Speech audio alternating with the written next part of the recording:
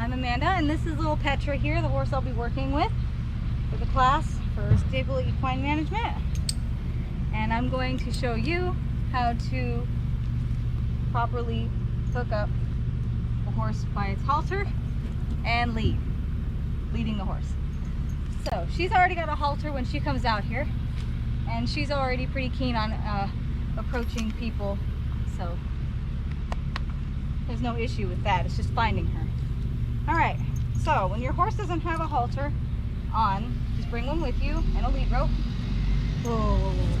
And if she walks away with you, walk with her. We want to put one arm underneath the horse's head, grab the band that goes behind the ears, put it over their nose, wiggle it around a little nicely. The ear that's on the closest side to you, we'll put forward first, and then she moves back, just move back with her. Oh, good girl. And then the other ear will easily follow through.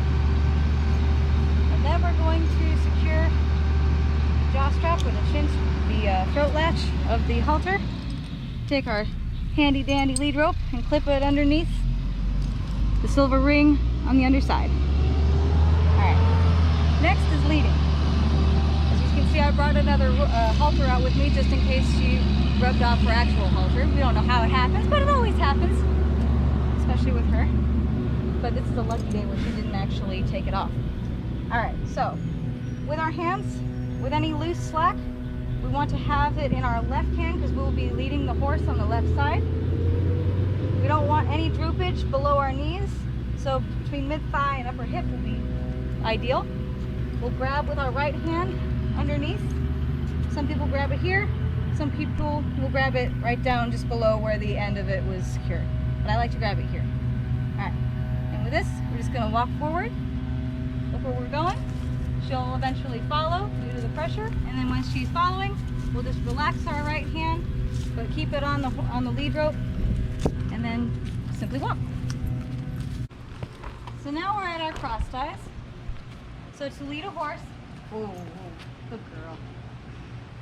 That worked out in her favor. So to lead a horse properly through the cross ties, we always want to be the one to enter first, not the horse, because it is a tight space for one, and two, it is much safer so that you avoid being by the back of the horse or getting up under their feet. Now, she's a baby, so she's still learning about her space. Holy crap. Horse flies! Alright. Alright, so we're going to lead them in. I'm going to be the one to enter first.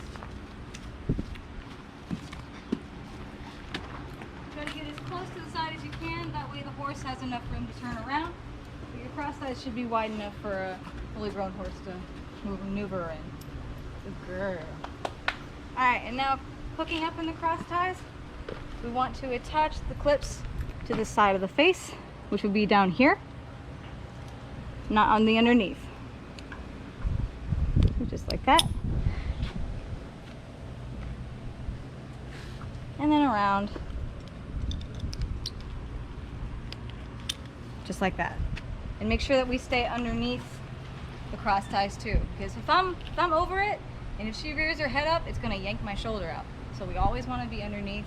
We never want to walk behind the horse or underneath the neck of a horse that we don't know, especially a horse that we do not know.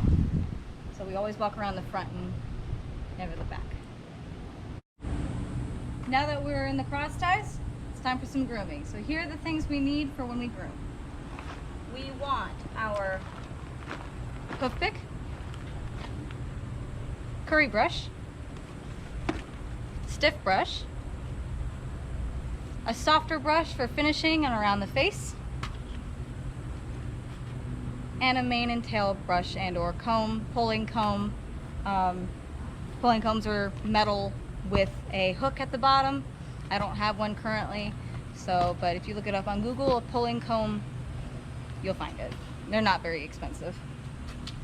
And then just your other things like any wound cream or silver alu spray for any wounds, and then your shampoo, and then if you want to bathe your horse, and then a sweat scraper. This is when you're done hosing your horse off after you've ridden or after you've bathed them. Gets the sweat, dirt, and soap off the horse. Tap out, gets all that dirt and fur out. And then we follow along with the other side. Next will be the hard brush. Kind of use this as like a stiff broom against the fur of the horse, and we want to go with the grain of the fur instead of in circles. This helps also not just put the fur back into its natural direction, but also gets any of that loose dirt that we just picked up and moved around with the curry brush. But this is just a demonstration, so, but eventually I will get to her other side. And then the finishing brush, it's a little bit of a softer brush, but I usually just use it to get underneath the mane. Get any of those, any dirt off, and if they were in the stall, any shavings to finally get off. Just a quick little once over. Yeah, good girl. I always like to keep my hand on the horse too, you know. Since their area of vision is a little different, I like to keep my hand on her so that she knows where exactly that I'm at. I mean, brushing should be the ideal thing too, but I've always loved just having my hand on the horse. She's got a little cuts, but I have to go ahead and wash those and then put some more medication on them. And a little bit more silver spray. And then with the face, just be mindful, not all horses like to have a quick motion by their face, but she seems pretty relaxed and she knows what I'm doing. So just move that forelock out of the way. Yeah. Nice and easy with the face, especially around the eyes. You want to poke the eyes, huh, Mom? Yeah. Behind the ears where that halter's been sitting. Brush in the ear just a little bit. Oh, see, I put my arm over the thing. It's a habit, a bad habit. I want to do that. It's because I trust her so much. Alright. Even for a 2-year-old, huh, Mommy? Yeah, lift that nose band up a little bit. Get up under there.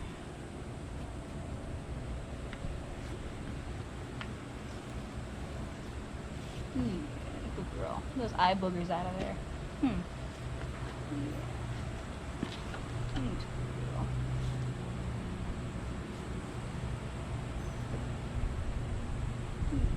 Good girl. All right. And then afterwards, once her body's been brushed completely, fly spray. 17%. So we want to spray it on the body, but we don't ever want to spray it around the face. Hi, Mommy. Good girl. So we spray it in our hands first. Fly spray in our hands, then we rub around the face. Never want to spray the fly spray directly on the face of the horse. What's going on? What's going on, lovely? Pretty though. And then continue with the ears, getting on the side of the horse, rubbing the ears. Helps keep those pesky flies away. Huh, Mommy? Ooh. Your sister here. Good girl. Alright. Once your horse is fly sprayed and groomed and fly sprayed, next is to move on to the feet with our hoof pick. Maybe. Alright. So you want to move down, you can go ahead and come around over there and I'll explain how to do it next. Alright, next is the feet. So I got dirt in my face. She wasn't square enough, so what I'm going to do is just tap her. See how she picked it up? That's what we want. Now all of her feet are flat. Well, we just had an issue with this one not being back and down. She kept resting on it, like when you rest your hip like this. We want her like this, or like this, or like this, like this. Okay, well, that was good. That was good. Very good girl. You did a good job. Now let's see if we can do it with the other one. Pick it up. Ow. Good girl. Alright, so we want to clean. This is the frog. I'm going to brush it first. This is the frog. That's their sensory pad. And we just want to clean all the gunk that's in there out. around anything that's like compacted. And then this little piece right here. Then we brush it all the way. Now she does need her feet done. The vet fairy will be coming out here this week. So, put it down.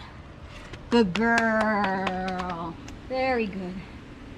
That's the front feet. The back feet are a little trickier because horses like to sit on you. So, let's see how you do, mommy.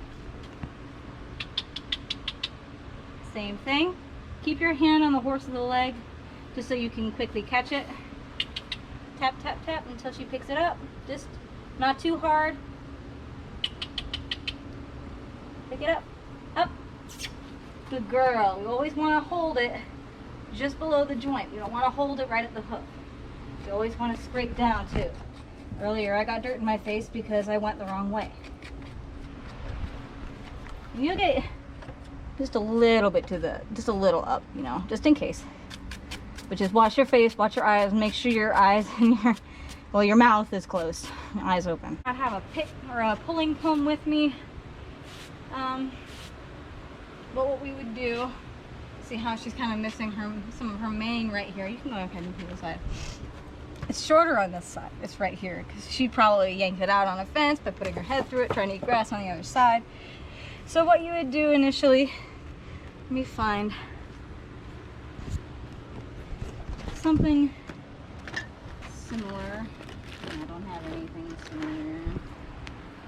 Alright, we'll just use this. A good detangler will help with this. Just want to brush out the mane first. Yes, good girl. Yeah. It's warm out here, of course. So, if this were a pulling comb, fortunately it is not. The silver teeth and then the hook would be down here. We would also have a little bird's eye at the bottom. So what we want to do is we take a small, we'll do this, brush it out, brush it back, and then we would wrap it around the comb. We would essentially pull the hair out. And then you comb it back to see how much you pulled out. Now, everyone has their own preference of how much they want to pull the mane, whether it be 4 inches or they just keep it natural. But also, depending on the discipline and your shows, what you do, whether it's braiding or pulling, that's what you would do. So again, you want to take a small section of hair, you want to brush it back a little bit. You would wrap it around the comb. Okay, so this is if you don't have a hook at the bottom. If you had a hook at the bottom, you would take it around, put it through the hook, and then you would pull on the hair and it would come out. But if your pulling comb doesn't have a hook, you would just wrap it around the teeth. And you just brush it back a little bit more. Basically teasing a horse's hair. Wrap it around the comb, and then you would pull. Obviously, I'm not going to do that with this because it's a plastic comb and I really don't want to break it. Because then I'd have to go out and buy a new one. But anyway, in one spot, so good. Come on, sweetheart, move up. Good girl, relax. Oh. Hi. All right, so when we're brushing the tail of the horse, again, rule of thumb, never stand directly behind the horse. We want to just grab the tail, bring it to the side. That way she can see me better. She's more aware of where I'm at. And then we'll take small sections of the tail, work from the bottom. If you have any show sheen or mane and tail detangler, that also works as well. And then you just start from the bottom and then you work your way up.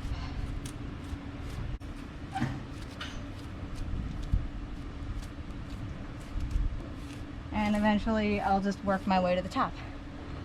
Anyway, we'll continue that later. All right, so that concludes basic grooming along with leading and a demonstration of what you would do if you wanted to pull your horse's mane. Thanks for watching.